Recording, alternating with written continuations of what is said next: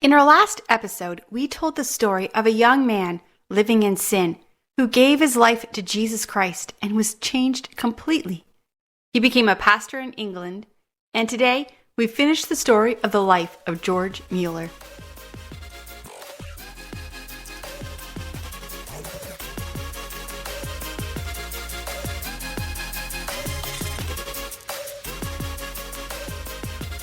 Welcome back to Church History and part 2 of our series on George Müller. If you didn't hear part 1, I would suggest listening to it before continuing with this episode. George Müller lived through most of the 1800s. As I tell his story, I'm going to mention other things that were happening in the world during his life. This is to give you a context and paint a picture for you of the world George was living in. The main lesson of George Müller was that he believed God does answer prayers. We need to ask ourselves, when we pray, do we pray believing that God answers prayers? George Müller prayed believing that God was listening and wanting to bless him. But George didn't only pray when he needed or wanted something. George prayed to communicate with God. He would awake in the very early parts of the morning and pray for hours every day. It was during these prayer sessions that God called George to be his hands and feet and help serve the poor. In the 1830s up till the 1860s, England had poor sanitation and hygiene, and these caused breakouts of cholera and typhoid. The poor were affected the most. The waste rotted in the streets and polluted the air. The heat of the summer would make the air unbreathable at times. The area where the poor lived smelled of human waste and garbage. Tuberculosis also killed many people. At the time, they called it consumption. This was the leading cause of death. Although poor were hit the hardest, the wealthy were also hit. In fact, Prince Albert, the husband of Queen Victoria, died from typhoid. There was also scarlet fever, smallpox, gout, and whooping cough. When parents died, there was no social safety net for children. They were sent into the streets to live. They would either be sold into child labor, become thieves, or die of starvation or cold. George and Henry were pastoring churches at this time, raising their families and working at the institute they had started to raise the knowledge of theology in Great Britain. George was saddened by the sight of seeing children living on the streets and being abused by people. George and his wife Mary began to take these children into their home. They opened up their home to 30 girls who they found living on the streets. Imagine having 30 young girls move into your house. But 30 children barely touched the problem. The Müllers rented 3 more houses on the street so that they could serve more children.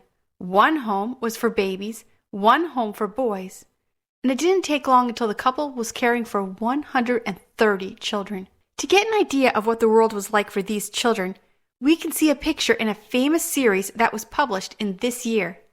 In 1837, Charles Dickens published his second book in the series. The series of 3 books is published today as one book. The book is called Oliver Twist, and it's a story of an orphan living on the streets.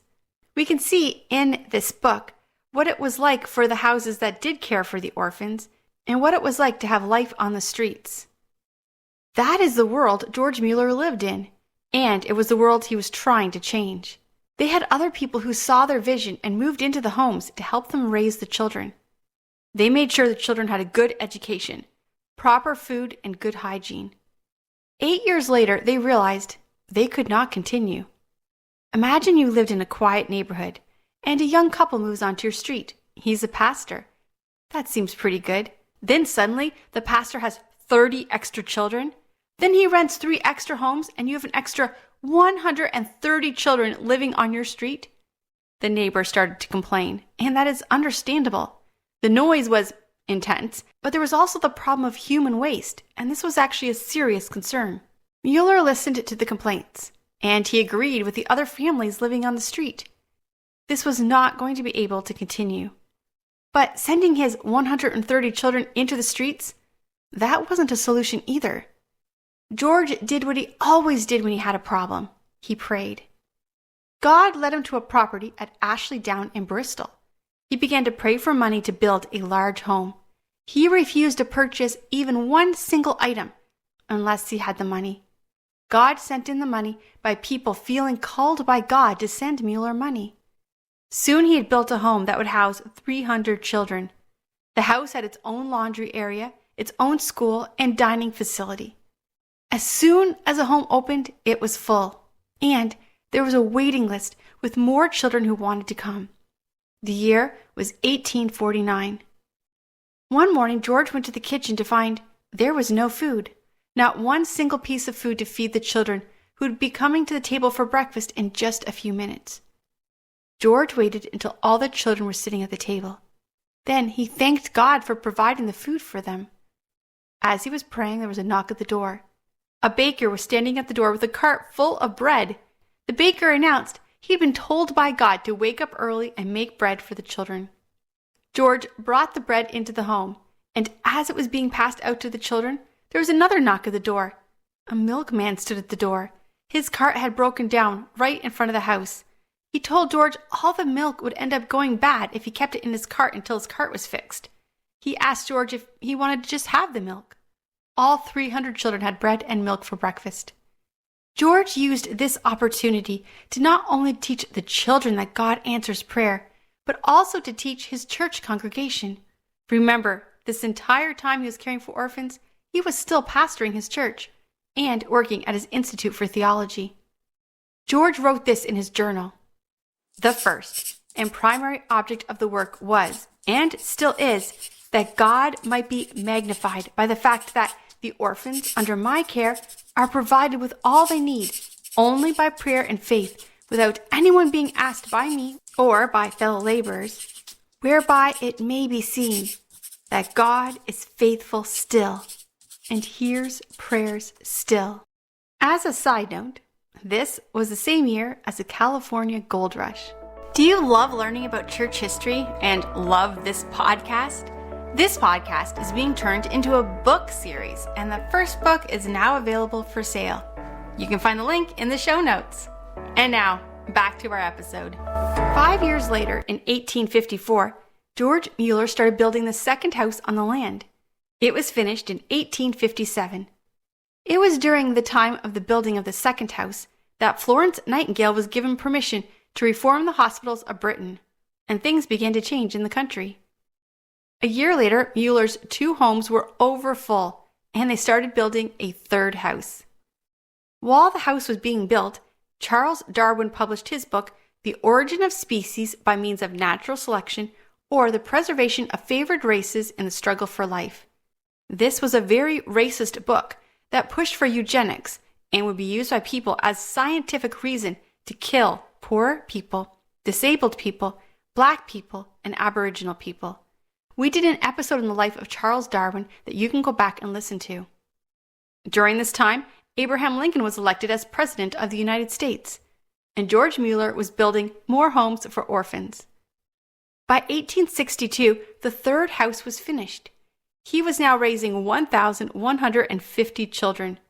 The same year, house number 4 was built and had an extra 450 children come into his care. It was during this year that Hudson Taylor lost all his funding when his people were attacked by rebels, and bad press made it sound as though he had angered the Chinese people, and the churches stopped sending Hudson Taylor money. George Müller felt God calling him to send money to Hudson. While he was raising money for the homes that were being built, he sent some of that money to Hudson. The money saved the ministry of Hudson Taylor. On Saturday, January the 14th, 1865, a storm came through Bristol. The wind and rain ripped through the houses. Roofs were torn off and windows shattered. It looked as though the houses may be torn down and destroyed altogether. The children were huddled together in fear. George stood and prayed that God would calm the storm, and the rain and wind stopped. The staff fixed the windows and the roof over the next few days. On Wednesday, the homes were repaired, and suddenly the rain and wind came back. The storm finished with no more damage to the homes. Had the storm continued without that 3-day break for the staff to fix the damage, the houses would have been destroyed and the children could have been killed. In 1870, while America was in a civil war, George Müller built a fifth house, and there were now 2,050 children being cared for. The children were given a great education, and at the age of 14, boys were set up with apprentices so they could have successful careers. And girls at the age of 14 were given jobs in the home to care for younger children until they were 17 years old. They were then set up with jobs to make sure that they could be successful. The cost to build the homes was £100,000. On top of that, there was the cost of food, clothing, and staff. And George never asked a single person for money. He trusted God, and God provided everything he needed. In his diary on February the 12th, 1842, he wrote this: "A brother in the Lord came to me this morning, and after a few minutes of conversation, gave me £2,000 for furnishing the new orphan house. Now I'm able to meet all the expenses. In all probability, I will even have several £100 more than I need. The Lord not only gives as much as is absolutely necessary for his work, but he gives abundantly." This blessing filled me with inexplicable delight. He had given me the full answer to my thousands of prayers during the past 1,195 days. In 1870, tragedy hit the Müller home. Mary became ill and died. February the 6th, 1870, George Müller was alone. George needed to walk away from his ministry for a time. He prayed about what to do, and God laid on his heart to put a man named James Wright in charge of his ministry. James had been working with Müller and took care of the orphanages.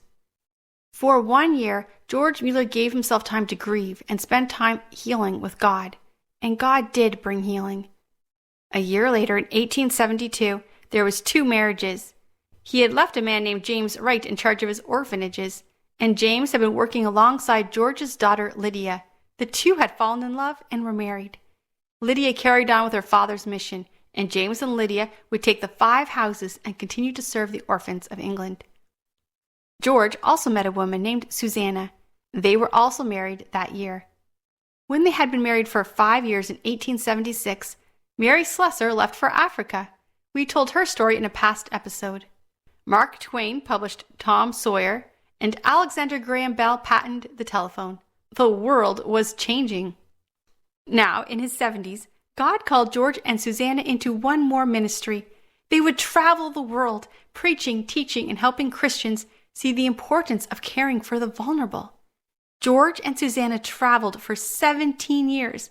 They went to Australia, America, Canada, India, China, Japan, Egypt, Greece, and many more places. In fact, they traveled to 42 countries. This meant that the couple in their 70s and 80s spent a lot of time on ships. And while on the ship, they would tell the passengers about Jesus' love. This is a diary of one of the passengers that traveled with them. When I first came to America, 31 years ago, I crossed the Atlantic with the captain of a steamer, who was one of the most devoted men I'd ever met. And when we were off the banks of Newfoundland, he said to me, "Mr. Ingalls, the last time I crossed here, 5 weeks ago, one of the most extraordinary things happened that has completely revolutionized the whole of my Christian life. Up to that time, I was one of your ordinary Christians. We had a man of God on board, George Müller of Bristol. I had been on the bridge for 22 hours and never left. I was startled by someone tapping me on the shoulder. It was George Müller. 'Captain,' he said, 'I've come to tell you that I must be in Quebec on Saturday afternoon.'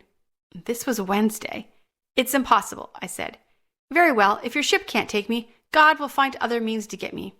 I've never broken an engagement in 57 years. I would willingly help you. How can I? I'm helpless. Let us go down to the chart room and pray.' I looked at that man of God and I thought to myself, what lunatic asylum could this man have come from? I've never heard of such a thing. 'Mr. Müller,' I said, 'do you know how dense the fog is?' 'No,' he replied. 'My eye is not on the density of the fog, but on the living God who controls every circumstance of my life.' He got down on his knees and prayed one of the most simple prayers. I muttered to myself, that would not suit a children's class where the children are not more than 8 or 9 years old. The burden of his prayer was something like this.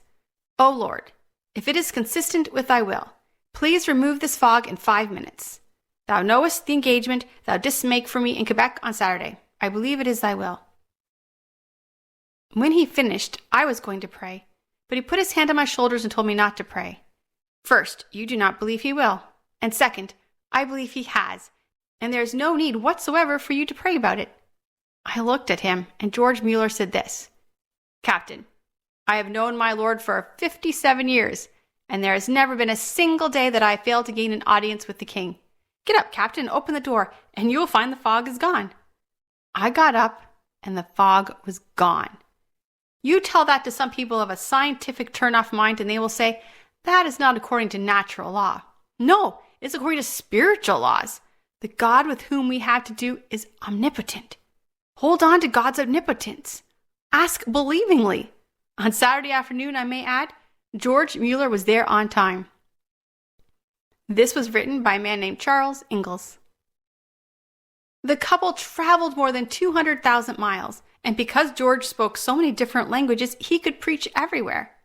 In 1890, he received word that his daughter Lydia, who had been running the orphanages, had passed away. He was so heartbroken by this. Lydia's husband continued to run the orphanages. 4 years later, on the 13th of January, George Müller's second wife, Susanna, died. Although he was 85 years old, Müller returned to the orphanages to help his son-in-law. He lived his remaining life serving the orphans.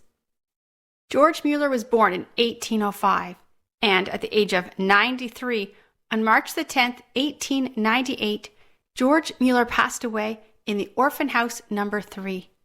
The funeral for George Müller was so well attended that the entire city of Bristol was shut down.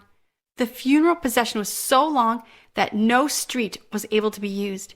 The newspaper wrote, he was raised up for the purpose of showing that the age of miracles is not past. People around the world celebrated the life of this man. After he died, the George Müller Foundation continued.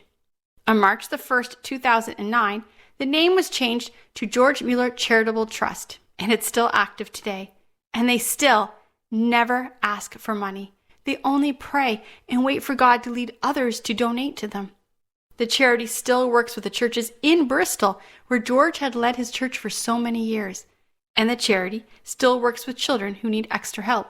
In 1986, they opened a home called the Tilsley Home. It was a shelter for elderly people who were in need of housing. It was closed in 2012. Today, you can visit a museum. In the museum, you can find the records and names of every single child who has lived in the homes. What a great man of God. Müller, when he prayed, had 5 conditions for prayer. First of all, you had to be totally dependent on Jesus Christ. Secondly, you had to forsake all of the sin in your life that you knew about. Third, you had to exercise faith. 4, you had to ask according to God's will and never have selfish motives. And finally, God will answer prayer according to his will, but it will also be according to his time. Next week, we're going to talk about a life of a man named John Nelson Darby. In the meantime, if you want to hear other podcasts, or see some of my videos, or read some of my blogs, or purchase my books or mugs, check out lauraleesiemens.com. I'll see you next week.